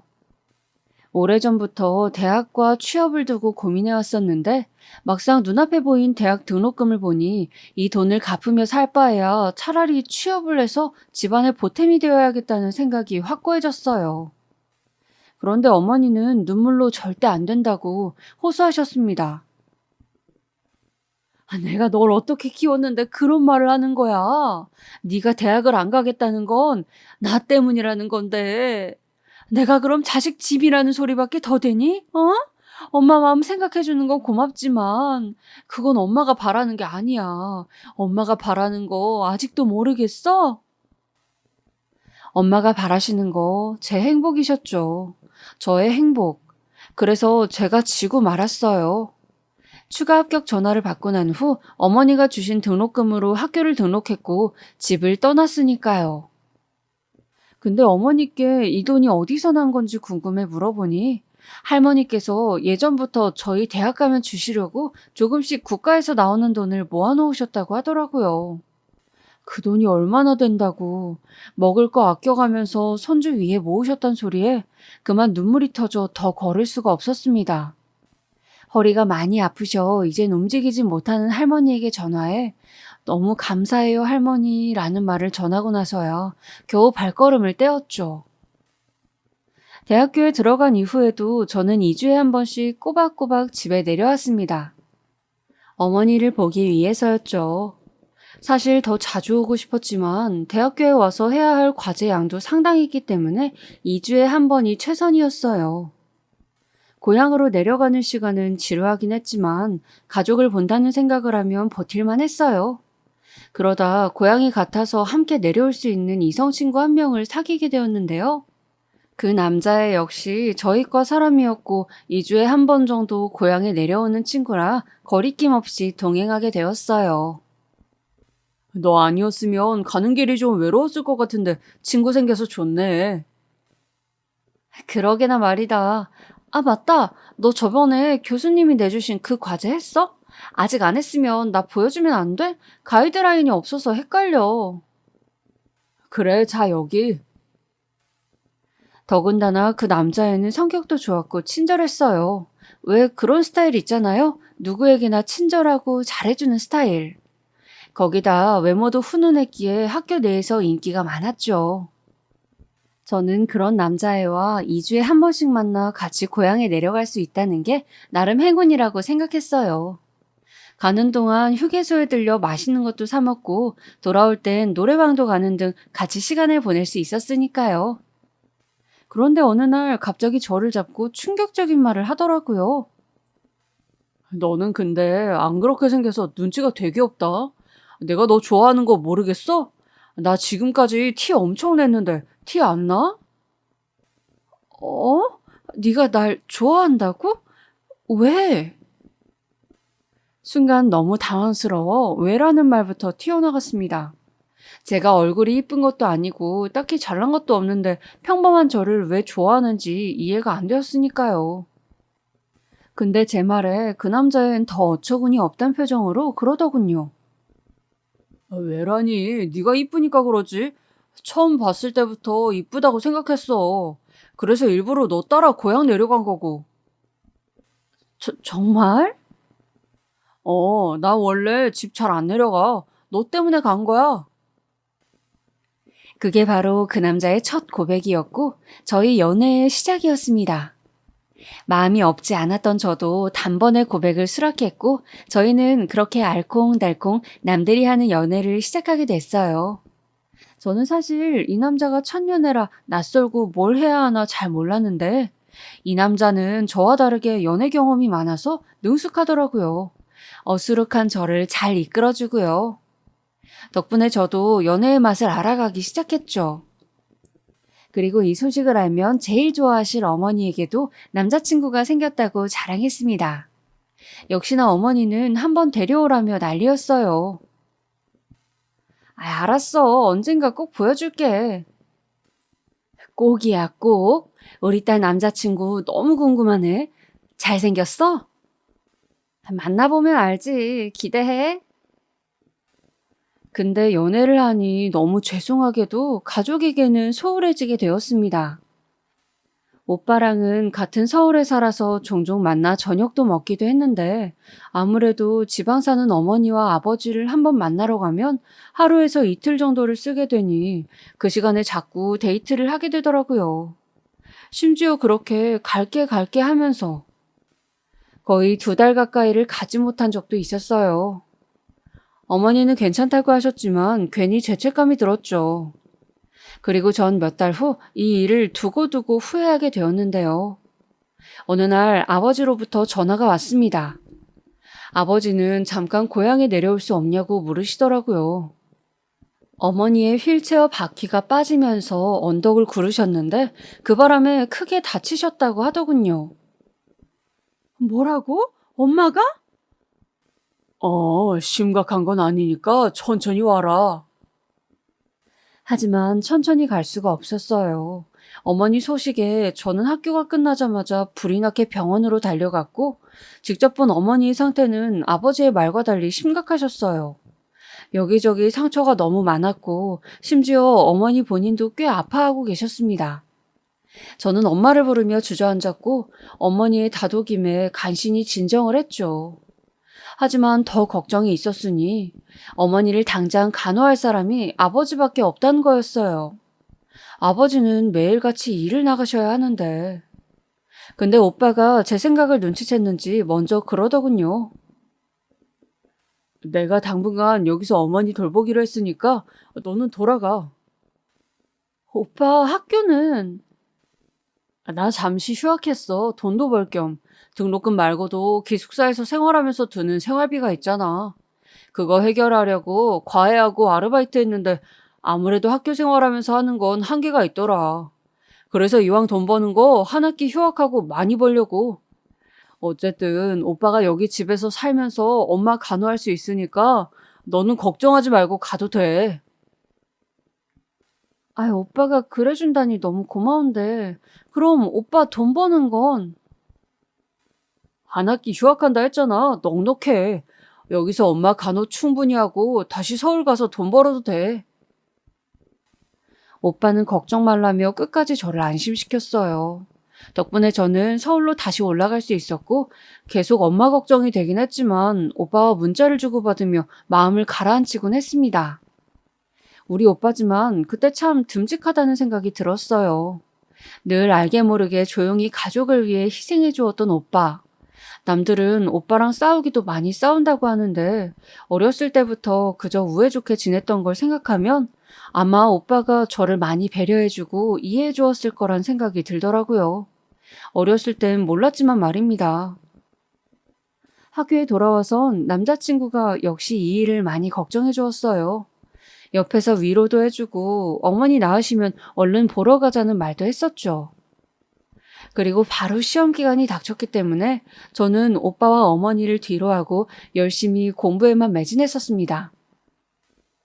당시 저에겐 성적장학금이란 목표가 있었는데요. 할머니 돈을 조금이라도 덜 쓰고 제 힘으로 해결하고 싶었기에 남자친구가 말릴 정도로 공부만 죽어라 팠어요. 하지만 그러던 중 너무 충격적인 제 인생에서 결코 잊을 수 없는 일이 터지고 마는데요. 불현듯 새벽에 문자 하나가 와 있었습니다. 당시 저는 시험 기간이라 새벽까지 공부를 했기에 깨어 있었고요. 문자의 내용은 이번에도 아버지로부터 온 것이었어요. 지혜야, 오빠가 많이 위급하구나. 이 한마디였습니다. 어머니가 다치셨을 땐 심각한 거 아니라고 하던 아버지께서 위급하다는 말씀을 하셨습니다. 그 순간 거대한 망치로 맞는 듯한 충격이 가해졌어요. 도착했을 땐 오빠는 수술실에 들어가 있었고 어머니와 아버지께선 기도를 하고 계셨어요. 그때 저는 알았습니다. 오빠의 상태가 무척 심각하다는 것을 몸으로 체감했습니다. 아버지는 저를 보자마자 침착하려 애쓰시며 사고를 설명해 주셨어요. 네 오빠가 엄마 휠체어를 끌고 산책 중이었는데 어떤 아이가 빨간불에 횡단보도를 건너려 했나 봐.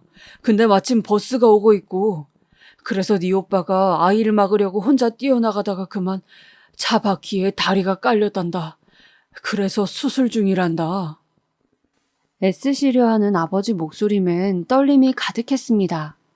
그리고 뒤이어 어머니는 울음을 터뜨리시며 말씀하셨어요.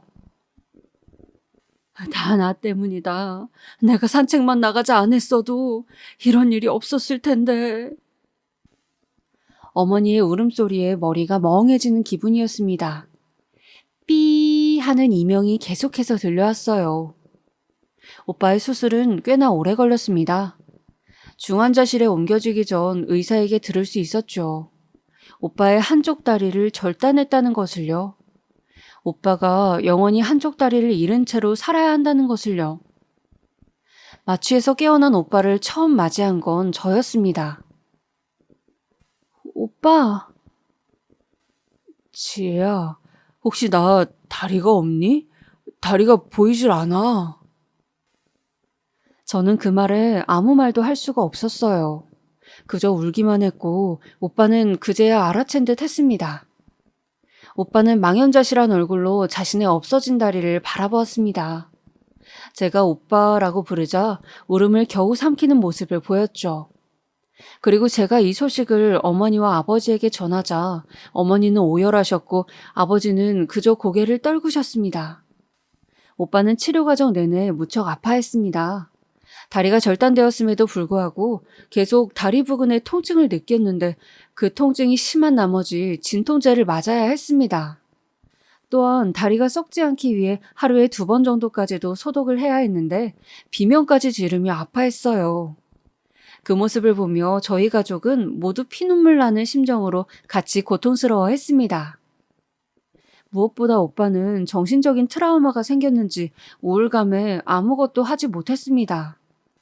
먹지 못해 뼈밖에 안 남아있는 상황에서도 다리 없이 살아야 한다는 사실을 받아들일 수가 없다며 벽만 쳐다보고 있었어요. 정신과 치료를 받아도 그대로였죠. 오빠 제발 괜찮아. 한쪽 다리로라도 살 수 있어. 이렇게 말하고 싶었지만 오빠에겐 이 위로마저 그저 참혹하게 느껴질 것 같아서 더더욱 말할 수가 없었습니다. 그나마 이런 상황에서 힘이 되어주었던 건 아버지였습니다. 아버지는 장애를 앓으시는 어머니를 겪으시고 이제 또 장애인이 된 아들까지 둔 상황이셨지만 그럼에도 희망을 놓지 않으셨습니다. 가족이 다 같이 아파하는 건 원하지 않는다고 저라도 건강하고 힘내야 한다며 늘 저를 꼭 안아주시곤 했어요. 아마 아버지가 아니었더라면 우리 가족 모두 너무나 힘들어했을 겁니다. 그렇게 오빠가 일반 병실로 옮겨지고 다시 집으로 돌아가기까진 6개월 정도가 걸렸어요. 저는 휴학을 하고 오빠를 계속 집에서 돌보았습니다. 씩씩하고 의젓하던 오빠가 우울증으로 말도 잃고 아무것도 못하는 모습을 계속 지켜볼 수가 없었어요. 그래서 일부러 오빠 옆에서 제잘제잘 말도 걸고 의족차고 걷는 연습도 시키곤 했습니다. 오빠, 오늘 밤 공기가 무지 좋아. 우리 한 번만 걷자, 어? 나가기 싫어. 다리 아파. 그래도 내가 이렇게 부탁하는데 싫어? 한 번만. 오빠를 어떻게든 밖으로 끌어내기 위해 많이 노력했어요. 오빠를 끌어내야지만 오빠가 망가지지 않고 살 수 있을 것 같았어요. 또 의족을 차고 걷는 것에도 꽤 많은 연습이 필요했기에 옆에서 오빠가 넘어질 것 같으면 붙잡아주며 그렇게 오빠와의 시간을 보냈었어요. 이때 아버지와 어머니도 오빠와 함께 하셨습니다. 오빠 잘하고 있어. 조금만 이쪽으로 걸어와봐. 힘들다. 많이 힘들었지? 여기 음료수 마셔봐. 아이고, 잘했다, 우리 아들. 어제보다 훨씬 잘 걷네. 어머니께선 자기도 장애인이 된 마당에 오빠까지 장애인이 되었다며 남모르게 정말 많이 우셨지만 적어도 오빠 앞에선 울지 않으셨어요. 오빠가 슬퍼하는 걸 원하지 않았기 때문에 강인한 모습을 택하신 거였죠. 그래도 얼마나 속으로 많은 눈물을 삼키셨을지 생각하면 아직도 가슴이 미어지죠. 오빠는 다행히 가족들의 노력과 사랑으로 다시 일어섰습니다. 마치 걸음마를 배우는 아이처럼 처음엔 넘어지고 허둥거리고 정신도 온전치 못했지만 어느 순간부턴 의족에 적응도 했고 다시 사회에 나가고 싶단 말도 했습니다. 그러던 어느 날 오빠가 이런 말을 하더라고요. 나 사회복지 쪽으로 전공을 바꿔서 공부를 해보려고. 자격증도 그쪽으로 따고. 사회복지? 내가 장애인이 되어보니까 깨달은 게 많아. 내 경험을 바탕으로 공부를 하면 장애인분들에게 더 많은 도움이 될 것 같아. 그때 오빠는 참 멋졌습니다. 자기가 당한 사고만으로도 분명 억울하고 분할 텐데도 이걸 이겨내어 이젠 다른 사람들을 돕는 걸로 승화시키다니. 나라면 과연 저런 상황에서 오빠 같은 선택을 할 수 있었을까 하는 의문마저 들었습니다. 어찌됐든 오빠는 의족을 차고 다시 학교로 돌아갔고 전공을 바꿔 다시 공부를 시작했어요. 그리고 저는 학교를 다시 복학해 졸업까지 했고요. 남자친구와 저 모두 직장을 구해 무사히 취직을 할 때까진 다행히 집안엔 별일이 없었습니다. 오빠의 사고 이후론 새벽에 문자나 전화가 무섭고 혹시나 무슨 일이 생기는 건 아닐까 하는 불안을 달고 살았거든요. 그런데 직장에 취직해 안정적으로 자리를 잡고 나니 남자친구가 슬슬 결혼 이야기를 꺼내더라고요. 우리 사귈 만큼 사귀었고 만날 만큼 만났는데 이제 슬슬 서로 부모님도 뵙고 같이 사는 건 어때? 딱히 거창하진 않았고 자연스럽게 이야기하다 나온 대화였어요. 저 역시 남자친구와 오래 사귀면서 이 사람이라면 결혼해도 되겠다 정도의 신뢰를 가지고 있었기 때문에 그러자고 하곤 그때부턴 결혼 준비를 시작했죠. 다만 돈을 조금 더 모아놓고 결혼을 하고 싶었기 때문에 1년 후로 날짜를 바꾼 결혼을 준비해 나갔습니다. 결혼 준비는 딱히 스트레스 받거나 어렵진 않았던 것 같아요. 결혼식에 대한 환상 같은 게 없는지라 인터넷으로 이런저런 정보를 알아가며 조촐한 결혼식을 준비했거든요. 어쨌든 두 사람이 마음이 맞아 하는 결혼이니 가족들과 가까운 지인들 정도만 모셔놓고 하고 싶었습니다. 남자친구도 이에 동의했고요. 근데 예비시댁에서 이 문제를 가지고 반대하고 나왔는데요. 남자친구가 조그맣게 결혼식을 올린다고 하자 버럭 화를 내셨다는 겁니다. 아니, 내가 지금까지 결혼식 다니느라 쏘아부은 돈이 얼만데 뭐? 스몰 웨딩? 나는 지금까지 쏘아부은 축의금 다 걷어야 한다. 그러니 스몰 웨딩은 절대 안 돼. 남자친구가 저희의 결혼이니 마음대로 하게 해달라고 했지만 그럼에도 안 된다고 끝끝내 고집을 부리셨다고 하더군요. 심지어 예비 시어머니는 저에게 전화까지 오셨습니다. 저기 내가 듣기로는 요즘에 스몰 웨딩인지 그것도 돈이 꽤 든다는데 그럴 바엔 크게 하는 게 어때요? 우리 애한테 들었겠지만 내가 걷어야 할 돈도 있거든. 부탁 좀 할게요. 아, 네, 알겠습니다, 어머님. 예비 시어머니라는 분이 저에게 직접 저렇게 전화까지 걸어 말씀하시는데 감이 안 된다고 말할 수가 없었어요. 그래서 저희는 바로 스타일을 바꿔 예식을 진행했습니다. 그리고 상견례도 서둘러 잡으라는 말에 상견례까지 속전속결로 예약했습니다. 아마 그때부터 조금씩 일이 헝클어진다는 느낌을 받았던 것 같아요. 대망의 상견례 날 저는 최대한 단정한 옷을 입고 어머니와 아버지, 오빠와 함께 상견례장으로 들어갔습니다. 어머니도 상견례라 하니 소녀처럼 설레하셨고 오빠도 마찬가지였어요. 오히려 제가 가장 담담했던 것 같아요. 그런데 상견례장에 들어온 순간 예비 시어머니와 시아버지가 일단 무척 놀라셨습니다. 정확히는 저희 오빠와 어머니를 보고서죠. 시어머니는 휠체어에 시선을 한 번, 오빠의 의족에 한 번 시선을 두더니 입을 다물지 못하더라고요. 안녕하세요. 네, 앉으시죠. 그때까지만 해도 저는 남자친구가 당연히 저희 집안에 대해 대충은 말했을 거라 생각해서 왜 당황해 하시는지 이해할 수가 없었습니다. 근데 남자친구 표정을 보니 알겠더라고요. 말하지 못했다는 것을요. 왜 말하지 못했는진 그 다음에 알게 되었습니다. 어김없이 상견례다운 대화가 오가야 할 상견례장에선 침묵만이 흘렀습니다. 예비 시어머니가 대놓고 한숨을 푹푹 쉬고 있었거든요. 그 한숨 소리에 오빠가 인상을 찌푸리더니 제게 조용히 문자를 보냈어요. 지금 이 분위기 뭐냐고요. 어머니를 보니 어머니는 이미 손을 조금씩 떨며 불안해하고 계셨습니다. 아버지께서 어떻게든 분위기를 만들어 보기 위해 사돈어른이라 부르며 말을 붙였지만 예비 시부모님은 무슨 말에도 시큰둥했습니다. 그러다 잠시 후 이 침묵을 견디지 못하고 오빠가 화장실을 간다며 일어났는데 새로 바뀐 의족이 불편한 건지 조금 이상하게 걷더라고요. 그래서 아버지가 급히 부축해 주려고 일어나셨습니다. 그때 시모의 속삭임이 들려왔죠.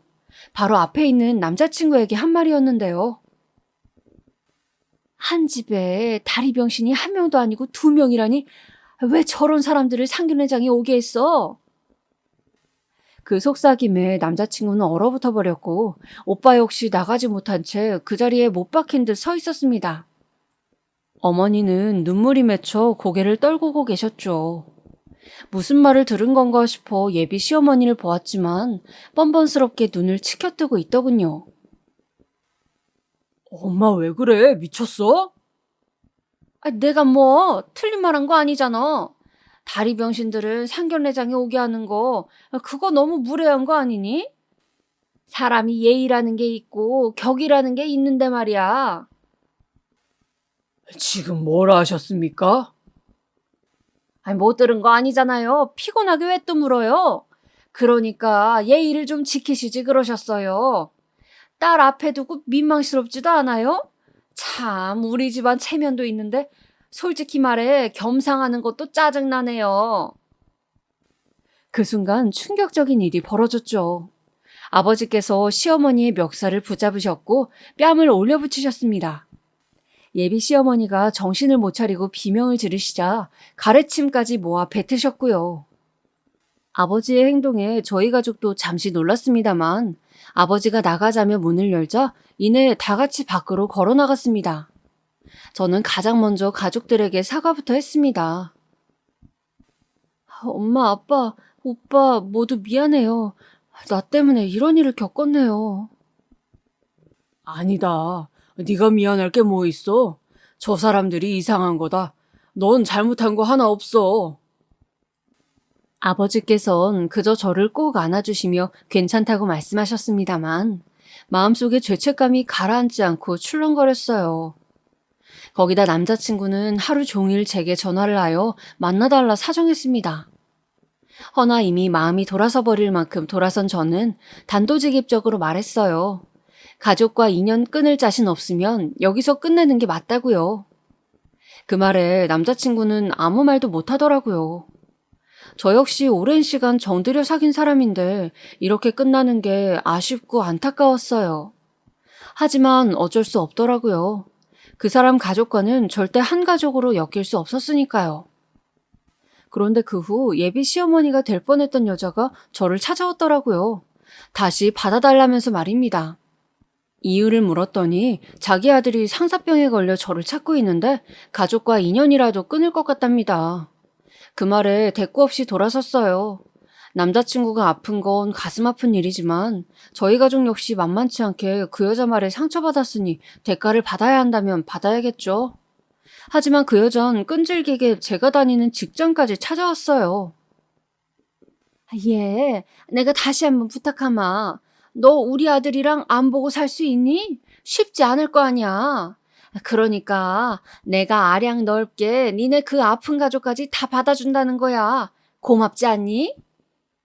아량 넓게요? 착각하지 마세요. 제가 받아주지 않는 거예요. 당신과 당신 아들을. 장애인을 보고 비하 발언이나 하는 차별주의자들, 혐오주의자들, 무식하고 더러워서 안 받아주는 거라고요. 그리고 제가 보기엔 저희 가족이 아픈 게 아니라 당신 가족이 아픈 것 같네요. 정신이 병들고 썩었으면 그게 아픈 거지 뭐예요? 뭐야? 정신이 어쩌고 저째? 너 말 다 했니 지금? 이게? 저한테 더 험한 말 듣기 싫으면 그러니까 찾아오지 마시고 전화도 하지 마세요. 제 말에 그 여잔 할 말을 잃고 우두커니 서 있었습니다. 요즘도 그때의 일을 가끔씩 되돌려보곤 합니다. 사실 제가 오늘 쓴 거 외에도 그 여자가 한 말이나 행동들은 훨씬 더럽고 지저분했어요. 떠올리면 힘들 만큼이요. 근데 일부러 많은 공간을 들여 적지 않았습니다. 제 삶의 파괴적이고 부정적인 부분에 집중하기보다는 저희 가족이 어떻게 고난을 극복해왔고 어떻게 견뎌왔는지를 더 알려드리고 싶어서예요. 저희 가족은 이미 아플 만큼 아팠고 충분히 힘들 만큼 힘들었어요. 왜 하필 우리 가족에게 이런 일이 일어났을까 싶을 정도로요. 그리고 함께 그 고난을 이겨나갔죠. 저는 그런 면에서 저희 오빠나 어머니, 아버지 모두 자랑스러워요. 안타깝게도 세상에 장애인 혐오주의는 아직 널려 있어요. 그들은 장애인들을 약자를 혐오하고 비하하고 또 연민이란 명목으로 교묘하게 괴롭히기도 하죠. 하지만 이들에게 맞서는 방법은 저희가 장애를 가진 사람들이지만 얼마나 용기 있게, 얼마나 멋지게 삶을 살아나가는지 보여드리는 거라 생각해요. 저희 가족은 그 누구보다 멋지게 살아나가고 있어요. 어머니도 오빠도요. 마지막으로 편견 없는 세상이 되길 그 누구보다 기원하는 마음으로 이 글을 오빠와 어머니에게 바칩니다. 사랑합니다, 내 가족.